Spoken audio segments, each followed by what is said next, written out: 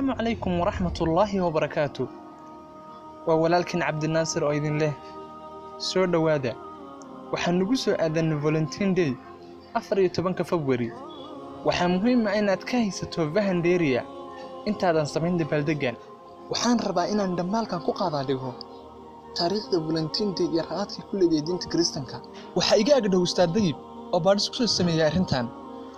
ustaad ku soo dhawow insha Allah sharax dheeriya naga sii Valentine Day.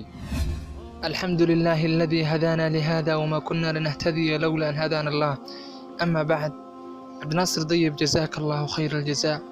الله سبحانه وتعالى هكا أبا المريو موضوع عن رنهانتي وموضوع مهم جدا أن وحدنا مودين للينتو هاي آدي وفدني سنيهين إن شاء الله. هدي أنا ورالك هيك مسلم أو عن خلقات قاضه يعني لقن هان عدة إسكالة تاريخها عالمك لو قد بلدقو يا عدة إسكالة أو أي فالنتين داي ونصب شيغتو أخي ومقعيو بدن باي ليداهي بهاشن.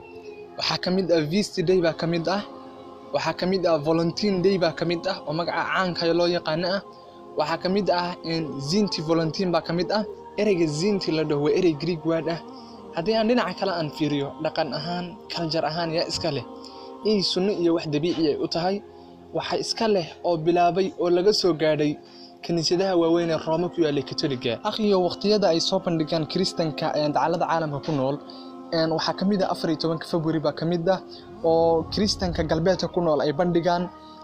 waxaa kaloo kamid ah 6 July baa kamid ah oo Eastern Orthodox-ka ay leeyihiin kaniisadaha weyn ay ku leeyihiin yani bariga ay soo bandhigaan.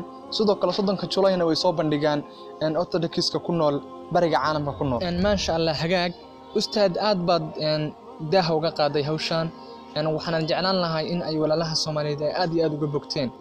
haddaba ustaadow maxaad kula dardaarmi lahay dadka hawshan iyo dhalinta had iyo goor ku jira? akhiyo ilaahi subxaanahu wa ta'ala khayr ha ku siiyo. horta islaamku dhaqan iyo caadatoon uma lahan in raacidda ay raacayaan ahlul kitaabka iyo nimankaas ay raacayaan dhaqan iyo caadatoon uma lahan.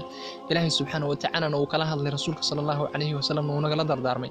marka insha Allah waxaan dhihi lahaa isin ku dhiirin waxayna ogaadaan dadka islaamka cid alla cidii shabaxad la timaada in ilaahi subxaanahu wa ta'ala iyagu la soo xashirin doono. akhyaarta hawada igala socota barnaamijkan intaas ugu ogyahay insha Allah kulankan iyo kulanka xiga. assalaamu calaykum wa rahmatullahi wa barakaatuh.